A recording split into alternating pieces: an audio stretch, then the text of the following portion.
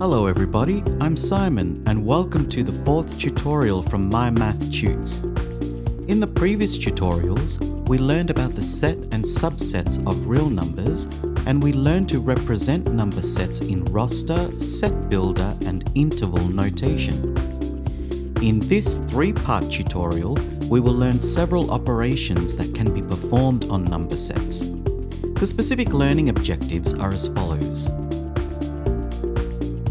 1. To determine the intersection of number sets.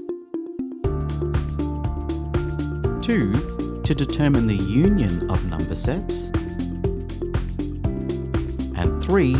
To determine the difference of number sets. Now that the learning objectives for this tutorial are in place, let's get going. Please click on the next video for part 1, Intersection of Number Sets.